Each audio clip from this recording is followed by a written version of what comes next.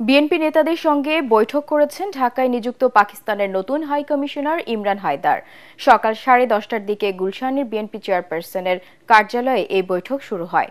বৈঠকে বিএনপির মহাসচিব মির্জা ফখরুল ইসলাম আলমগীরের পাশাপাশি দলের স্থায়ী কমিটির সদস্য আব্দুল মঈন খান ও আমির খসরু মাহমুদ চৌধুরী উপস্থিত আছেন। এছাড়া আন্তর্জাতিক বিষয়ক কমিটির সদস্য শামা ওবায়েদ বৈঠকে অংশ নেন।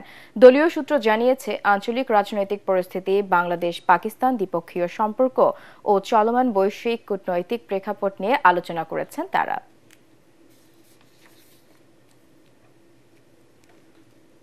সব মশার বিরুদ্ধে সুরক্ষা দিতে এলো বসুন্ধরা এক্সট্রিম অ্যারোসল, মশার বিরুদ্ধে এক্সট্রিম সুরক্ষা। আজ পবিত্র ঈদে মিলাদুন্নবী, মহানবী হযরত মুহাম্মদ সাল্লাল্লাহু আলাইহি ওয়াসাল্লামের জন্ম এবং ওফাত দিবস। 570 খ্রিস্টাব্দের 12 রবিউল আউয়াল আয়ামে জাহিলিয়াতের যুগের অবসান ঘটিয়ে দুনিয়াতে আগমন হয় সর্বকালে সর্বশ্রেষ্ঠ নবীর। তার আগমনে আলোকিত হয়ে ওঠে সমস্ত সৃষ্টিকুল। বিশেষ ধর্মীয় ভাবগাম্ভীর্যের মধ্য দিয়ে দিনটি পালন করছেন মুসলমানরা। আরো জানাচ্ছেন মুশফিকুর রহমান। মানবতা যখন ঘোর অন্ধকারে নিমজ্জিত, সামাজিক বৈষম্য ভেদাভেদ যখন চরম সীমা অতিক্রম করছিল, তখন মানবতার মুক্তির দূত হিসেবে মহান রব্বুল আলামিন 570 খ্রিস্টাব্দে দুনিয়াতে পাঠান হযরত মুহাম্মদ মুস্তাফা সাল্লাল্লাহু আলাইহি ওয়াসাল্লামকে।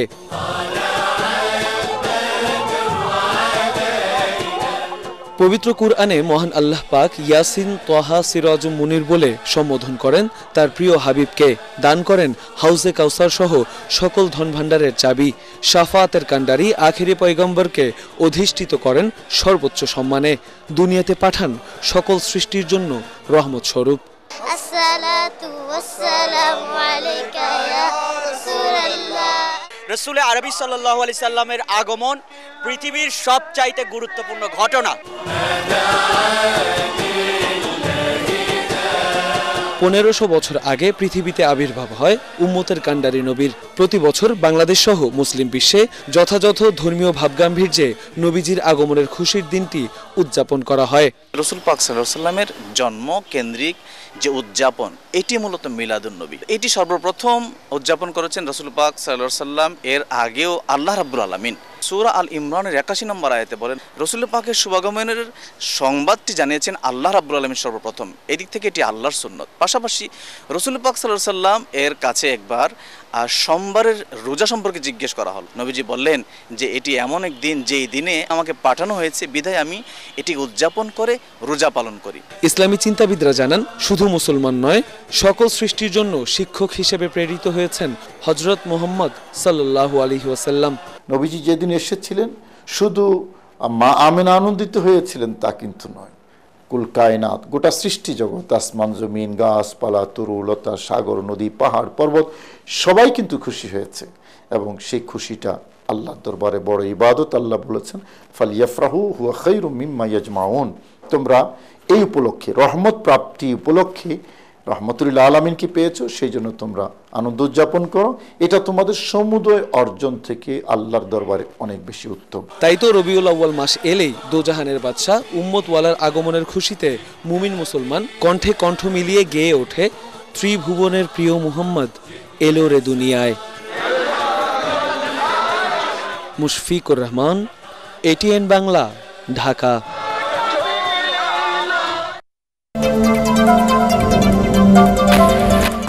প্রধান উপদেষ্টা অধ্যাপক ডক্টর মোহাম্মদ ইউনূস বলেছেন, মহানবী হযরত মুহাম্মদ সাল্লাল্লাহু আলাইহি ওয়াসাল্লামের জীবনাদর্শ সর্বজনীন শিক্ষা ও সুন্নাহর অনুসরণ করলে বর্তমান দ্বন্দ্ব সংঘাতময় বিশ্বে শান্তি, ন্যায় এবং কল্যাণ প্রতিষ্ঠা করা সম্ভব।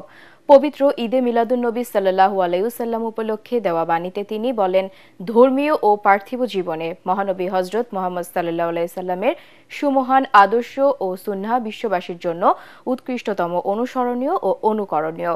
এর মধ্যে মুসলমানদের জন্য কল্যাণ, সফলতা ও শান্তি রয়েছে।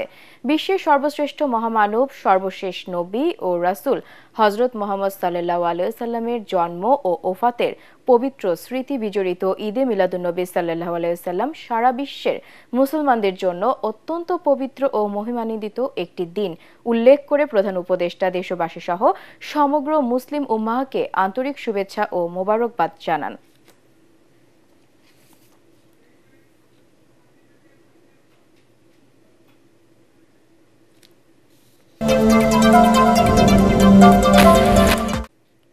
গণপরিষদ নির্বাচনের দাবিকে উপেক্ষা করে আগে সংসদ নির্বাচন দেওয়ার চেষ্টা করলে অল আউট মুভমেন্ট বা সর্বাত্মক আন্দোলনে নামবে জাতীয় নাগরিক পার্টি এনসিপি। দলটির সিনিয়র যুগ্ম আহ্বায়ক সামান্তা শারমিন এটিএন বাংলাকে দেওয়া একান্ত সাক্ষাৎকারে একথা জানান।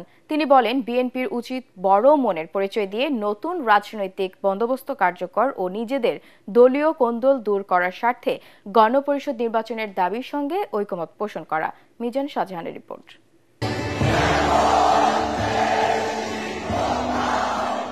জুলাই আন্দোলনে নেতৃত্ব দেয়া শিক্ষার্থীদের রাজনৈতিক দল এনসিপি। নতুন বাংলাদেশের অঙ্গীকার নিয়ে গড়ে ওঠা দলটি কি পারবে তাদের স্বপ্ন পূরণ করতে? এটিএন বাংলার সঙ্গে একান্ত আলাপচারিতায় এনসিপির সিনিয়র যুগ্ম আহ্বায়ক সামান্তা শারমিন বলেন, গণপরিষদ নির্বাচন ও সেখানে নতুন সংবিধান পাশ হলেই পূর্ণতা পাবে শহীদের রক্ত।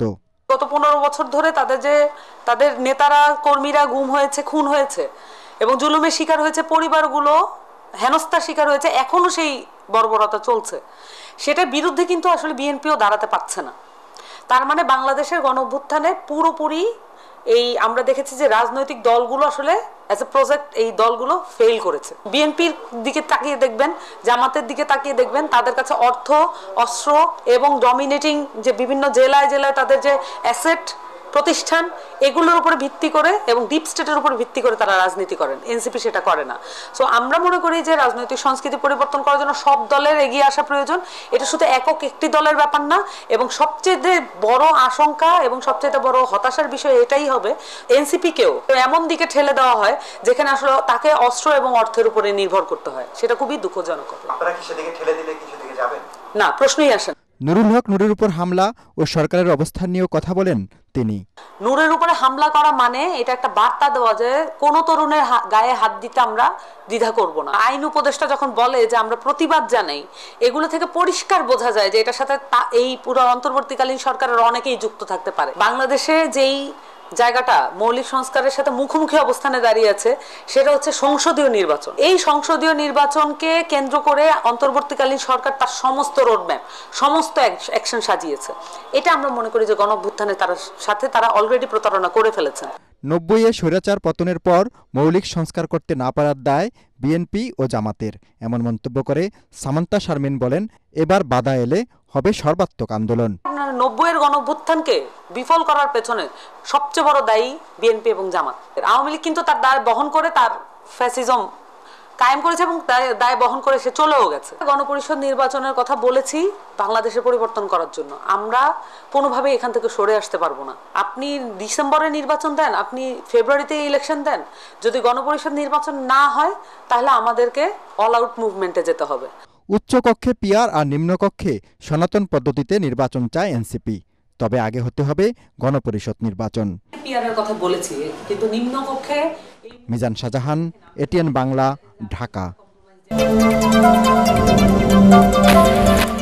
রাজবাড়ীর গোয়ালন্দে বিক্ষুব্ধ জনতা নুরুল হক ওরফে নুরাল পাগলার দরবারে পুলিশের ওপর হামলা এবং গাড়ি ভাঙচুরের ঘটনায় 3000 থেকে 3500 অজ্ঞাত ব্যক্তিকে আসামি করে মামলা করা হয়েছে। রাতে গোয়ালন্দ ঘাট থানার এসআই সেলিম মোল্লা বাদী হয়ে মামলাটি করেন। আসামিদের ধরতে অভিযান চলছে। এদিকে নুরাল পাগলের দরবারে হামলা, অগ্নিসংযোগ ও মরদেহ উত্তোলন করে পুড়িয়ে দেওয়ার ঘটনার পর বর্তমানে পরিস্থিতি স্বাভাবিক রয়েছে। দরবারের সামনে অতিরিক্ত পুলিশ মোতায়েন করা হয়েছে। ধ্বংসস্তূপ দেখতে ভিড় করছেন উৎসুক জনতা।